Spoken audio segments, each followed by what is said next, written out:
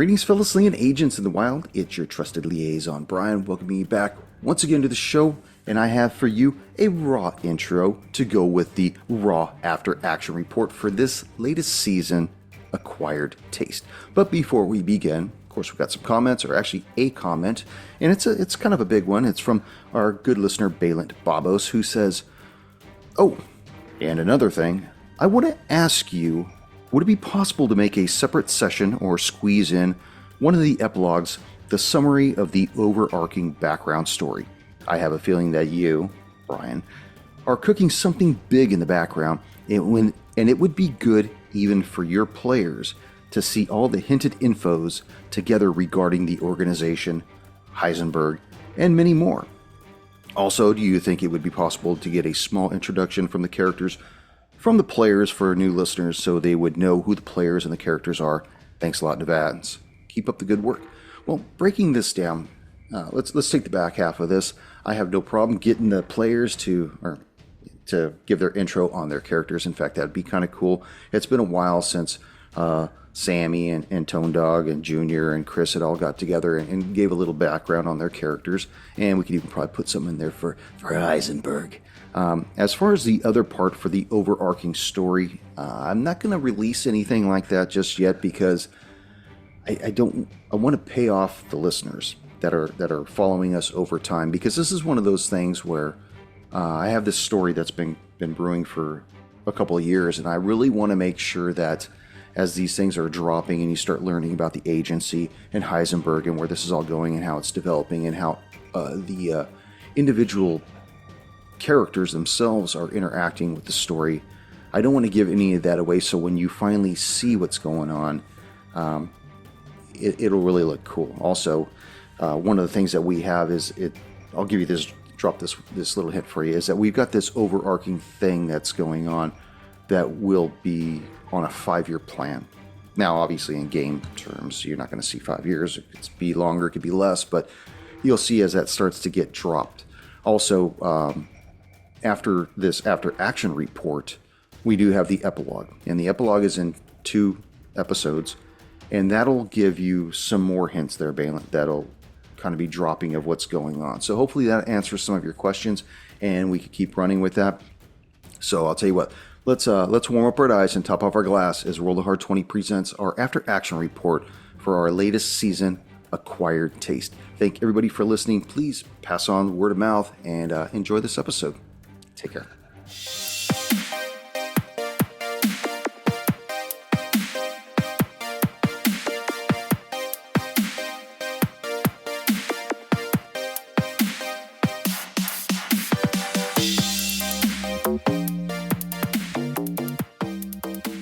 I got the shit kicked out of me by a little baby.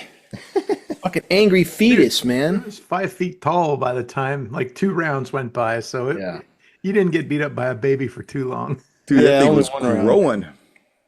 Yeah. Well, let me lead us in, and we'll start what we're doing here. All right. Greetings, fellow slingers. Welcome back to Roll the Hard 20. It is I, your trusted handler, and with me, my hard slingers of yore. Hell. Yeah, our homebrew scenario, Acquired Taste, the after action report. This is the part where we break down the AP for everybody. We unpeel this onion that made us cry, and we get to go over everything. So I'm hoping my hard slingers here have some questions that they want to ask me as we start going down the line. So first and foremost, how did we enjoy this AP? Give me some feedback on this thing. I liked it. I have some questions about Dalco. He seems to be a really old guy. Yes. I like the fact that he was a cryptid that has been propagating before. I also like the twist that when we killed him, his offspring didn't die. I thought that was a nice twist. Yeah, I think I have it written that he's over 200 years old, and he's got quite a few offspring that are out there. So, yeah, the way that it's written in the AP is that he's a pinnacle vampire, also known as a mist walker, and he has the ability to turn into mist and float around and whatnot. But pinnacle vampires can only procreate with a mortal woman, and that's how they create more pinnacle vampires.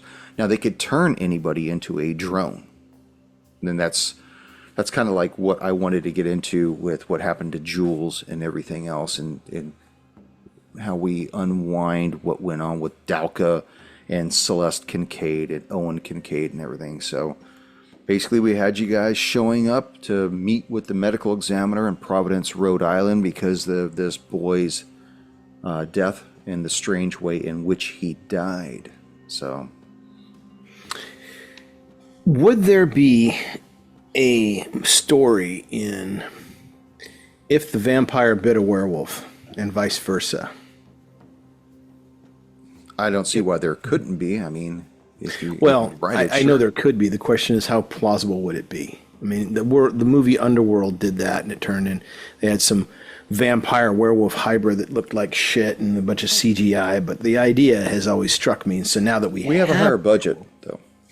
Well, maybe it was. The budget of the mind is limitless. Well, initially when you got there, and the medical examiner started going over all the wounds that this boy had sustained. He had the 2 bites at the base of the neck. He had this hole in his chest, and then he was also devoid of the white blood cells. The white blood cells being gone were a result of the bite. But he was killed with the stake first and then brought back to life with the bite. That's why stabbing him again in the chest didn't do anything, because it was already a done deal before he died. Why'd O'Rourke punch out, what's his name? The doctor, Reeves. He didn't. His henchmen did. Right, but yeah. They had been questioning him, basically interrogating him all evening as far as what he knew about the boy, where's the body, who's really, they were just literally pumping him for information. Now, is O'Rourke with Heisenberg and all them, or is he separate? He's with him. Okay, because I remember him kind of acting secondary. Yeah, he's kind of rides both sides of the fence, but after what Heisenberg said at the beginning about the upper command kind of being restructured, anybody that you see that's coordinating with your handler directly is probably working under that handler. So like Anna, O'Rourke, anybody else you see. So yeah, we got both of them in this episode. Yeah. So he sent his men into the building and they never came out? They never made it back out. So Rourke's not very bright, it seems. Adesso tried to tell him, don't do that. They didn't listen. It's very focus-oriented. He probably does what's required to get the job done. But he didn't. He failed. No, he didn't. Right? But you know what? He didn't have to run in there. He's at the level where he could command men to do that. Well, more importantly, he didn't know that we were telling the truth, so it makes sense why he would do it. Just glad that, well, it is what it is. We found ourselves in this situation. We executed orders, tried to advise somebody against it. They did what they did. There we are. So now, you guys went to the Kincaid residence and you met with Detective Kershaw, and that box that was in the master bedroom closet that he brought down to the kitchen, that was this season's weapon cache. That was where you would get your weapons to do what you needed to do with this. As far as the bills that were laid out, Tone, that was really good of you to have put the phone numbers together and done what you did with that. That was really amazing. I put that in there. I'm like, I wonder if anybody will get this. And like when you started going through the number for the startup of the phone and stuff, you're like, okay. And then you started asking questions about Tanner's Goods and stuff, and you're like, wait a second, that's the same number. Like you picked up on I'm impressed with the level of detail that you put that in there for us to find. Thank you. It's from the brothers, man. It's from the brothers. I was like, oh, that's good. Up to that point, do you have any questions as well? Like even about the crime scene or Michael Collins or anything else? Where do we know Michael Collins from? It seems like he's been a recurring character. He hasn't. This is the first time he's appeared in this. The name is familiar. It's in a drink. In an episode. Yeah. It's Tom Collins. Tom Collins. Oh. But his whole thing was that I think 7 months ago, while he and his wife were researching data for his latest book, he came across the advent of pinnacle vampires, and that brought him into sharp focus of Doran Dalka when he started investigating him. And the man ran an antique store in the town that I think Glastonbury is where it was at.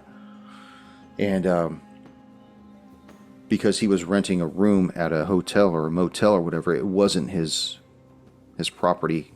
So the vampire was able to come in without an invitation and basically, took Beatrice to be another basically vessel for one of his offspring. And he thought that he had killed Collins. Apparently he didn't.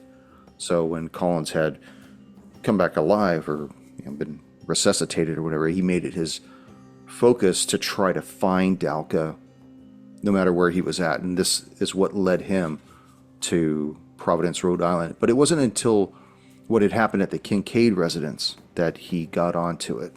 So, and he'd been following like a trail from Glastonbury, Vermont, all the way down, like all these bodies that had been left behind and all this ruin that had gone. And that's how he wound up here.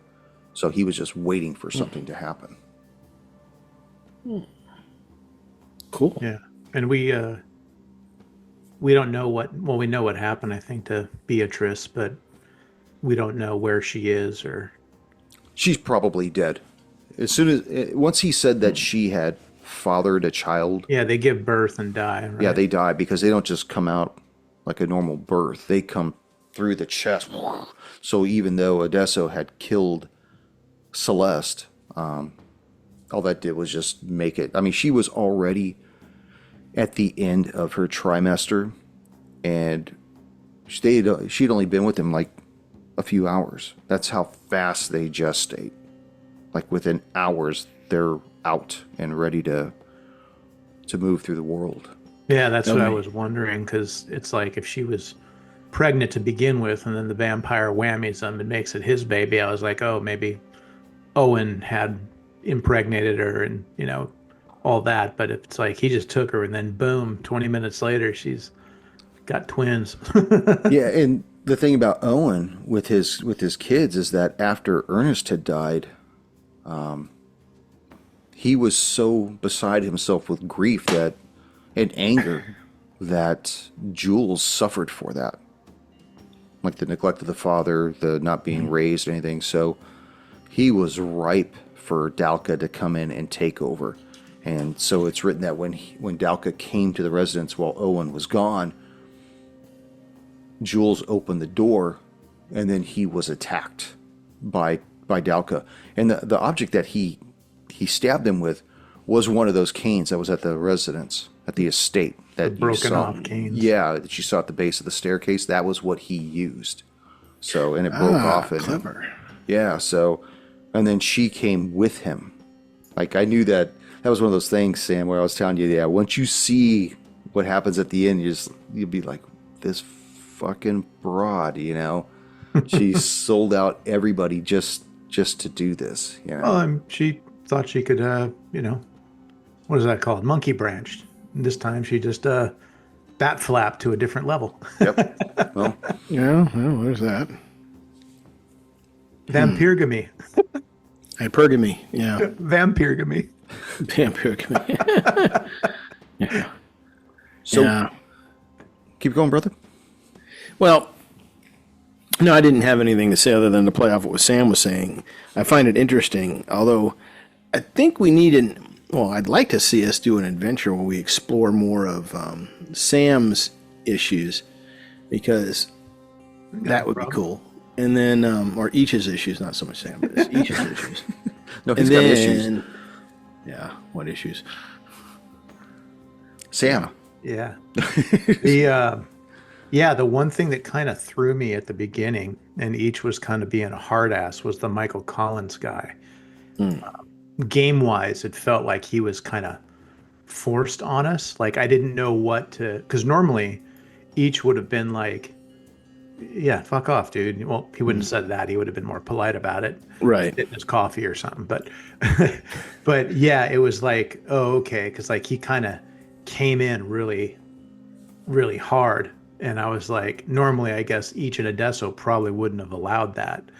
But after talking to him, like, okay, well, Yeah, like so. My comment would have been good to have him maybe just as a, like if someone else is if someone else is going to be role playing this, maybe have him as part of the contact or something, or I don't know, just something so where I can immediately go, oh, okay, well, he's our Makamura. He's going to be helping us out, because I was grilling him constantly and still not trusting him. Like I guess that's kind of cool, but It's normally written I to would be have. that way too, though. That But you normally I don't just trust wouldn't him. have. I wouldn't have just allowed him to go along. Like, you know what I mean? Like we Yeah. would have fucking killed him like a fucking train conductor from Lot 27. Just, hey, let's go down this alley real quick. These your priest robes? You know? If you had killed him, that would have sucked. But like if you had left him behind, he would have followed you to the next residence, to the Kincaid residence, and then he would have been doing some of it. Like eventually, when you went to History's Emporium, the antique store, you probably would have found him there too. Okay. Everywhere that you had gone, he would have been going to, and Okay. eventually you would have been, why are you following us? No, I'm not. I'm following my own leads.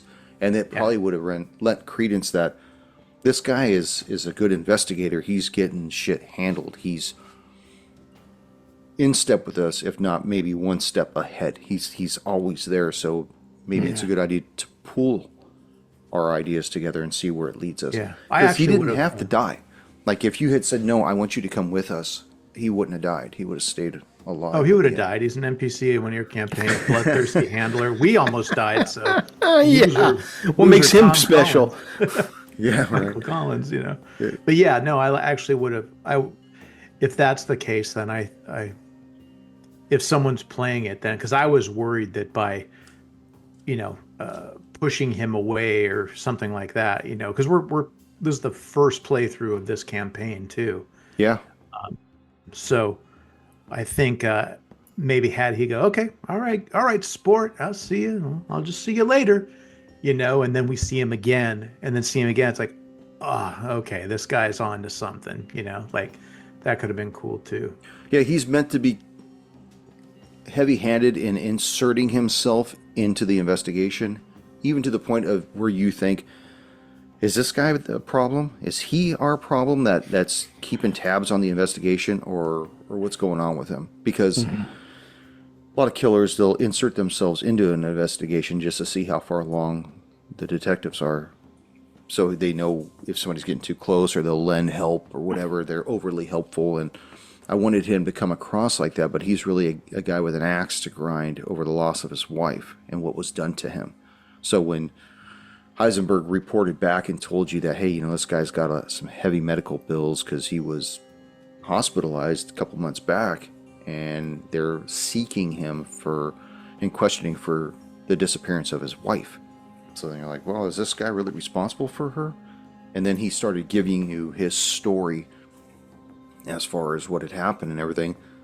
And it could have been a tall tale, but it wasn't. It was the truth, and you found that out at the end when he was dropped on his head from 3 floors up. So here we go. In game, each is cleaning his weapon and putting his stuff away, and reaches into his pocket and finds something and hands it to Adesso. And I was like, I don't think I need this. And he hands him the picture of Sergiu Domini and Dalka. So now Adesso has something for his collection. There we go. I had held on to that. That's good. That's awesome. really... See, you got something after all. I there, got something Desso. after all. Yeah. Now, what's the story with that guy? Was that one of his drones or one of his No, helpers? in fact, Kids? let me go to this really quick, and I'll kind of give you the breakdown on this. Because he's not one of his drones. Yeah, in because he was fact- just a normal dude. He Yeah. was. He had been serving Doran Dalka for decades, since he was a young man. Like his whole family served Doran Dalka, because Dalka's 250 years old. I got it right here.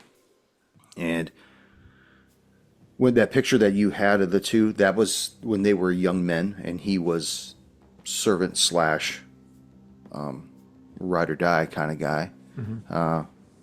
But that's how long he had known him for. It's forever. And so He would be the guy that would set up the next place that the store is going to go. He would arrange for anything that the master needed, because Sergio Domini is Latin for servant of the master. Yeah. And so his father's name was Sergio Domini. His grandfather's name was Sergio Domini. It's a title. It's not a name. So the antique shop was pretty cool. Although, how did it do any business, or was that not the purpose of it? It did no business. It was straight up. It wasn't a front. It was just a place where he'd put his stuff and he could launder things through. I guess it would be a front in that regard. But it was meant to establish some credibility of him being in Providence. You know, as opposed to, why is this guy here? How is he generating money? Yeah. Kind of thing. I looked at it as we a look needful into his thing. finances. So Yeah, like needful things. He didn't sell anything for money, you know? Like I kind of looked at it as like a shop with all the curios, but it was mostly so he could just camp there and have like a, you know. yeah, I guess like that. I don't think I've ever seen the movie. I think you've told me more about the book and that back during the 90s or whatever. But all the antiques that were moved in and out of the store came from his own estate. So like it would, you know, he'd rotate some of that stuff. I think I'd mentioned that if you had ever looked online, Yelped it or whatever, there are no reviews. If anything, people would say, I don't understand how the store makes any business. They're not open during the day. They're open at weird hours at night. I never see anybody in there. I never see anybody take anything out. I never see a delivery truck. You know, that's just how it is. It's there for a few, you know, months, 9 months, 12 months. Then it closes and he moves on. So Yeah, it's funny because you had mentioned that when we were just chatting earlier, and I was laughing because I've never Yelped anything in my life. It would not even be a fucking like a thing for me to do in game because I've never done it. You know, it's like, well, like if you just Google something, you're like, and it, you know, you get a few hits and it'll say, what's Google? No, I'm just kidding. well, you understand. But it's just one of those things where like you pull it up online and all the comments about the store is, how does this place do any business? Yeah. You know, it's never open when I want to buy a chair. If somebody happens to window shop, suddenly the door closes, or they say come back after, you know, when we're open, which is start opening at like 10 o'clock at night or something. What is that? That makes no sense. How can you do business like that? So. Yeah. I just thought it was funny because that's like for me as a person, it's just kind of, I don't really look stuff up like businesses, like even restaurants. I'm like, whatever, you know, the woman's like, oh, we got this review. Here's the menu. I'm like, all right, let's go. You know, like, yeah, I never do that either. I just what you got. One of the things that I thought was kind of cool was, you know, this old dude is kind of wandering around following you. And then when each went in the back room and started digging around and Adesso started moving, he like no longer was hunched over and rose to his full height and pulls out this blade, you know, and suddenly why did you connect him with the same obsidian blade? It was just one of those things that probably been brought in through history. Just because the Whisper of Ages used them doesn't mean that they weren't used or adopted by them. Got it. You know what I'm saying? Like, they probably loved the knives and they adopted them into their way, but perhaps they have a deeper history than just that cult. All right. You know, That's interesting. They go deeper into the well, they're history all that about we're blood laying moon down. shit, right? What's that, Sammy? They were all about the blood moon, right? They were at the time, yeah. And Dalka is all about blood, so there could be some common, you know, trait or something that connected it at one time. I don't know. That's kind of how I looked at it. I'm like, oh yeah, the blood moon, the blood sacrifice of the blood god, vampires, or, you know, I'm like, oh, they're all tied Cult together. of Corn. Well, we never really fleshed out who Offashell was. We never really fleshed out who Offashell was. That was who the Whisper of Ages wanted to bring back to life. That was was trapped inside that stone to begin with.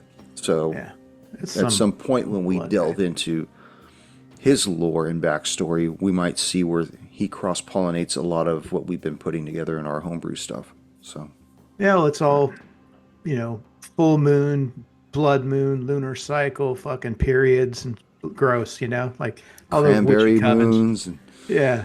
Hey, wolf moon. but yeah, just going through, looking at stuff. I was really shocked that the last episode, because when we left off on episode 5, you guys had just arrived at Dalka's estate. And I was thinking, okay, they're going to go through and they'll probably start their altercation with him. And I'm thinking, will this episode be long enough, or am I going to have to put it on the back of episode 5? I was shocked how long this past episode was. I thought he was going to get away. He was trying to. He would have. If you did not get him when his turn came up, he would have been out that window. What I really like about the home brews is it feels like it allows us to be a little bit more, not loose, but creative. Flexible. Yeah, with what we want to do. So from now on, and we had mentioned, or we had talked about this, dear listeners, Odessa was talking about getting silver bullets. And I had mentioned, I'm like, we need to just start carrying various things. Like each will always have a silver dagger or some sort of wooden something, or, so back before I had the jack blade that is concealable, each used to go around with basically like a carry case for his martial art weapons, because his guise was he was a teacher and he would go and put on training events and do the different swords and different sword techniques and all that kind of stuff. Well, what I'm thinking now is, he's going to have the martial art weapons, but the bokens will be razor sharp wooden swords, right? The sais or the shurikens will be silver. The other ones will be, whatever it is. Like he'll have a vial of, whatever fucking energy drink and it's holy water. But he's just going to have a variety of weapons, because I had no idea if we were going to be able to hurt this guy. And I remember from my memory, things like cold steel, fire, fucking they can't cross wanting water. I don't know what a mistwalker is. I don't know what a pinnacle vampire is. I didn't know if it followed the rules of old. So I think as part of this new kind of game that we've been playing, where Odesso can, speak this ancient language, and he has these sort of fetishes from all the different things that he has, like, he's attuned to, and each has the, is still, dealing with the bite from the werewolves and other characters like Coldwell and Rice. Coldwell had the trauma with the alien and can see alien, commune with them, and they're telepathically. Yeah. And Rice can see like the matrixy code shit. It's like we got our X-Men of X-Files people going. So now it's time to have the weapons reflect it. We got the cool jack blade, but each needs to have like a silver tonto or silver brass knuckles, right? And a wooden, sharpened tonto that's made out of like holly oak or, some kind of mystical, druid wood or something like that. So he's for whatever, aside from things like Sasquatch and Yeti, which are just physical beasts, we never know what we're going to be able to be running into. So something might need silver, something might need holy water, something might need mistletoe. I want to have all those things kind of covered and have this array of weapons. Maybe I wear a trench coat and have these things kind of, like arrayed in them. Areas. Yeah, like really start playing up that X-Men meets X-Files vibe, since we're doing homebrews now, so it's not like kind of polluting or compromising the original Delta Green type stuff, where you got these like superhuman people running around fighting monsters, where we're kind of get like that. I have 14 hit points, like I was down to 3. Yeah. But, we can still have that imagery associated with it, like where it's a little bit more, 90s kind of cool matrixy vibe to some of these agents that we have.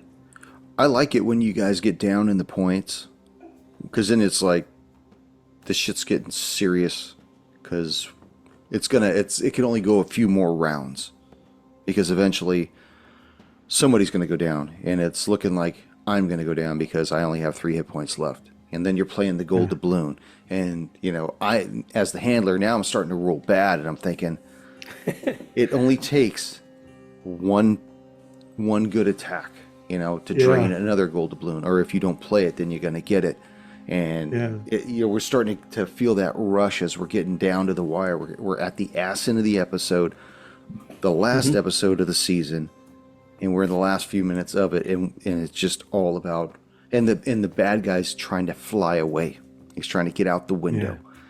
So everything's just like boom, boom, boom, and you feel the pressure, and you guys pulled it out in the clutch, man. I was like, that's really impressive. So that gold doubloon helped. Yeah, and the fact that you were rolling badly helped. This little fetus was going to kill each Deso. We were rolling kind of bad too. I mean, you came out the gates with 3 critical hits, 3 max damage, and then I'm like doing a 4 or a 2. It's like, how did I was missing every turn. Yeah. And those bullets weren't doing shit to him. That freaked me out. Yeah. If you had used that wooden dagger that you found, that probably would have taken care of business there. And I totally forgot about it. I got more preoccupied with that railing piece. The banner. Pardon? The banister thing. Yeah, the banister piece. And I was like, in thinking about it now, it's like, why not use the knife? It was more, prone to it. Or the canes downstairs, Yeah. Well, we're just in the heat of it, dude. We just got taunted by the vampire and his fucking groupie. Yeah. And, we're going upstairs. I mean, I had a hard on for fucking fire, it seemed, but that actually paid off. That was a good set piece. Yeah. Threw it on the bed. And I like it because it was nice to have going in the background.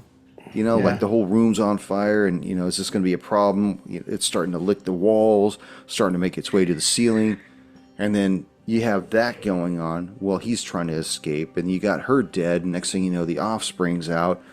Odessa's almost dead, and then you go out, and the house is totally, getting engulfed in flames, and you got this TAC team outside. So it's just when you think you're getting out of it, there's one more level that you got to deal with. So for whenever this becomes its own module, like maybe that's a thing in the bedroom. Like it does have these candelabras set up that on a miss or something will get knocked down. So the final setting of this will always be a flaming bedroom of burning love, for the players. And I like that where you can't fiddle around because you've only got so many rounds. Like when you guys were on the boat at the end of Collateral. I wish we had that in this one. Not that we needed any more drama, but I wish we had roll a D6 or D8. You got 8 rounds before this place is till you're dead. I should have done that towards the end. But you guys had a lot on your plate. We couldn't. We were barely alive. Yeah, you guys were barely hanging in there with what was going on. So at some point we still have to put out the epilogue or the prologue for the next season, whatever we're going to do. I actually have an idea. It's called The Beginning of the End. That's the next season that I'll be putting out, or the next scenario. Tone said that he wants to get his feet wet on one of these, so he's purchased a bunch of PDFs to see which one he's going to run us through. Be kind of cool to see Sam and I on the same side of the GM screen. I totally thought Michael Collins, because we, listeners, we've been talking about having Tony Adesso, run one of the campaigns, either making, a new handler that we're working with or a new person. And then it would be Ryder, our current handler, and myself playing through this. So I thought he was establishing Michael Collins because he seemed like it was a really good character, like it was like a tabloid kind of, or, like not a tabloid, but like a cryptozoologist. And it was like, oh, that's kind of a cool character kit, Well, you just didn't save him. That was the problem. Yeah, I didn't want to. I thought he was a dick. He was very forceful. That's why he couldn't keep his woman. He's fucking overbearing. There we go. The sack too. But yeah, there's something to be said for Doran Dalka's ability to garner a harem, and that is, there's just something about him and his kind that have a way of getting whatever they want. They bring women into their circle. And nobody's sacred, nobody's safe. If he wants them, and they come to him, then that's fine. Then he'll just take it. And Yeah, I like the idea that there still might be remnants of him out there that, whether they know or not, when their father passes, yeah.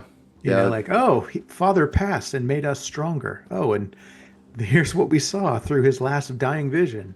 And that's something. I mean, who knows where it'll go, or if we'll ever even play with pinnacle vampires again, or mistwalkers, or anything. Who knows? I like to It's keep cool things that's part of the fresh. lore. What's that? It's cool that it's just part of the Yeah. lore. Like the Whisper of Ages has shown up multiple times. Eugene the Wise has shown up multiple times in bigger or smaller detail. Yeah. And I like that. I like those little nods to stuff like that. Well, there's a nod in this one to the beginning of the end. And I'm not going to say what it is, but you'll know when we're playing that what it was. And you'll say, oh, just like how you... what's that? Pinky ring? That's something else altogether. That's how we're Okay. starting our agency thing. Is that'll be like the secret handshake kind of thing. Okay, because I thought that's okay. I didn't get a chance to, but I wanted to see if O'Rourke had a pinky ring with the wind symbol on it. You could have made that observation check. I was going to, but then we stopped. lost track of time. No, it's just things go by so fast in this. There's so many things that we would have done, but it flew by too quick. Like, I would have loved to check the house, but it's on fire. I would have loved to, done this if it weren't for that. So, And that's There was a whole library, which would have Yeah. been cool to go through. But I was waiting to see if you guys were going to do that, because I had set up the library and I was thinking, okay, they got to go past it both ways, and I'll give them the opportunity to grab, 1d6 worth of books on the way out. I wish I would have thought of that. But you guys didn't say you wanted to do that, so I was like, okay, it's no big that's deal. what I mean. Like, there's no time. I would have loved to have grabbed one of those canes, because that would have worked into my. Yeah, And then also in realist, like, that's us as Sam and Tony saying, I want to grab books and a cool ancient cane. The agents would not be doing that. No. They would be hightailing it. If they had 3 Place is on rounds to do- fire. Yeah, Let's get out of here. if they had 3 rounds to get out, they would have got out on the first round and then had 2 rounds outside getting farther away, and that's the thing. Is like with these scenarios, they start off slow, and they have a slow burn, slow marinade, and then as they start working up, by the last 2 episodes, things are moving at a clip. It's like turning up a treadmill that just goes slow, and then you start increasing. Next thing you know, you're like, you're trucking down this thing, and that's what I like. I don't like jumping in super fast, because then the expectation is, well, we're rolling initiative, we're playing D&D. No, we're not. They are slow burn investigations, and it's like I said, it's always a tip of my hat to you guys to see how you follow these clues that are laid out, how you break down the investigation, how you see through some of the deception that goes on in some of these NPCs, and how they're playing you, or how they can be helpful, or whatever else. You start looking at things that other people, I don't think, would catch on. Maybe it's because you know me so well that you can see how I build certain things, but it's just really cool that you guys know to start off that it's, okay, take your time, take notes, investigate this and that. And then as things are ramping up, like I said, by episode 6 of this season, you guys were like, fuck, attack, clash, this, that, get the hell It out. wasn't even 6, was it? Yeah, we just did 6. I thought number that was 6. 5. No, 5 No, it was 6. It was 6. Okay. Heck, I was thinking about shooting him off the balcony. Can I get I a was beat going to on burn him? the house. Yeah. What would he have done if we just set the house aflame and waited for him out front? Would he have confronted us, or just Yeah, he would have flown down. flew away and then? No, he wouldn't have flown you away. lost He would have gone down on you. Whoa. Sweet. 2020 vision, hindsight. Well, we would have had the same conflict no matter what. With him. Yeah. She was just one of those things like, get off my man, kind of. That was her attitude. And you plugged her. She took a round in the chest, and I mean, she only had, Game over. let's see how many hit points she even had. Well, She had 11. the- You did 12 points. Damn. The thing is I still play under the reasoning that if we do something wrong, it could affect the mission and we fail. Like we've failed on missions before. So my thinking is like, oh, well, we set fire to the house and he just like, ha ha ha, turned to mist and flew away. It's like, and then the game's over. You failed. You did not kill the guy. He's still out there. You were going to have to explain this to Heisenberg. Like, I still play these games thinking that there is that chance of a failure. And that's why I didn't want to. I wanted to burn the place because I knew that would help us. But I didn't want to risk the mission for doing that. Did the fire actually hurt him when I threw him on there? It did like a point of damage. Okay. And that So was it had because like a 2%, whatever you 2 point. rolled. Well, it was I the rolled a first 3. damage. So it did 3. No, it did 1 point of damage to him. So it had mitigated 2 of it, huh? Yeah. And what was the gun damage getting mitigated by? It only did 1 point of damage with the gun. Oh wow! Every time you shot him, it only did 1 point of damage. But if he had hit you, he has the ability to absorb some healing factors from that. Yeah, he did that to me. Yeah. Yeah, and I was waiting. None of you guys failed the willpower. Yeah, what happened with the eyeball? Yeah. It was kind of it says that it would control you and mess with you, and you would take so much psychic damage. I hadn't decided what it had been until you guys had failed, but I think that I would have had it similar to what you were trying to do to him. Like you shot him, you would have felt the bullet enter you. You would have felt the cut of the blade go across you. Those would have been the things that it would have been a reciprocated feeling, and it would have been psychological damage, which translates into a physical type of a damage. Is a pinnacle vampire your thing, or is that part of the... Mine. Oh, okay, cool. So, Cool. yeah, I thought that was kind of cool. I wanted Another thing I got to draw eventually. Yeah, we gotta maybe fangs. Yeah. Get those fangs with the glowing eyes. But yeah, there really wasn't much to clean up. Usually, you guys. That's probably the only thing where you guys run into a snag at the end of the APs is cleaning up the refuge you leave behind. But the body had already disappeared out of the morgue, and they just took it out of the back of the car. As far as the bodies that were left at Tanner's Goods, Heisenberg already knew about that, so they would have cleaned that up, and everybody else is ash. So Yeah, I assume O'Rourke and his men stopped by there and cleaned it up, and then saw the fire on the hilltop. Oh, Well, it's possible they knew where you were going, though, too. Yeah. So, The old Marston place. Yeah, so Mr. Barlow there. I was really impressed. You guys did an amazing job with this. Thank you again. Glad you for liked it, being brother. such It was fun to play. awesome role players. We I need to appreciate have more of a variety of a weapon types to combat this, just in case, because we've fought aliens, we've fought lots of stuff, but not having specific things. Like I think your idea, Adesso, of just having either a magazine of silver bullets on hand or they're all silver, that's just fucking cool. That's just super cool, and It's then, like, forget the hollow points, forget the specialty. I'm buying silver bullets. That's it. They'll do good against the regular two-legged predator. Now they have an ability to go against the cryptids now, and that's a commercial thing. It's not like I have to make it up or order these custom. No, you can go to Winchester and buy them right now. you can make them yourself at home too. You guys are There's that too. Yeah. Each having silver brass knuckles. Like that's Yeah, just yeah. super That would be fun, awesome. Yeah.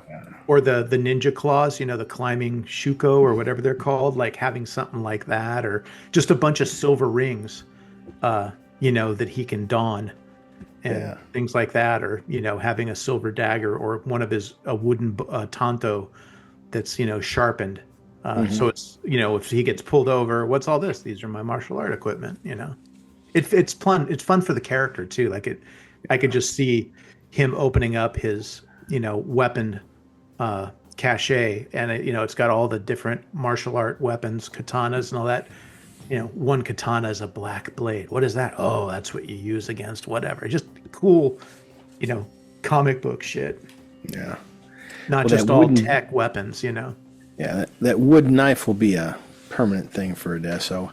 Yeah. And I guess that have to do something else. Like, I don't know, something. Silver I'll have to think bullets are about it. great, dude. And then you could also do ones that are like, like what were the ones that they White had? oak, ash, holy water. Yeah, the like just works. stuff like that. You got Everybody like gets the Hellboy reference. we got that little squirt gun with water, Yeah. water balloons. Exactly. I carry around a super squirter filled with holy water and garlic essence. What the hell? By blammo. By Blammo. That's funny. Well, I Alrighty. think we're going to end it right here. Right on, brother. Unless you guys have any more questions or any more insight to this AP. No, all good. Time to get dinner. Yeah, I'm looking, and I thought Ernest was going to make a comeback sometime. No. Like he got taken over, but I will tell you this. I had considered bringing him in, and but I figured that I settled to the point where there was too many things out there, and I didn't want to keep reducing your damage. I mean, that's just unfair. yeah. Especially in this kind of setting where the rules, you really don't just chug a healing potion or something like that. So I had to And we had mitigate. 3 things we were fighting. Yeah. 2 at a time, but 3 total. Yeah. I mean, I expected Odessa to pick that baby up and throw it over the balcony, Michael Jackson, or I something thought like it was that. going to the bed, but it grew too fast. Yeah. Yeah, the bed. And I forgot because I heard the slurping and the plurping and all that. I'm like, dude, that thing just had a baby. But I forgot about it because we're in the heat of combat, the literal heat of the bedroom combat, Yeah. Well, I'm glad you forgot about that. Yeah. Did end a nice it did surprise. add a particular spice to it. Yeah. You Well- just got to wear shin guards more often. I think. Yeah, there we go. Well, it frees me up to start spending some time putting the next one together, too. Nice. But, all right, gentlemen, this is where we will end it and say goodnight. Awesome, brothers. Thanks for Until listening, next everybody. time. Aye. Yeah. Thank you, all my fellow slinging agents in the wild. Please write us in at rollthehard20podcast@gmail.com. Follow us on all of our social media platforms. We're over on YouTube at rollthehard20. Check out all of our past archives, audio videos. We usually try to leave the after action report as a raw video, providing we don't bash or damage anybody too bad. And I got to edit it. This one seems okay. So, not bad. All right.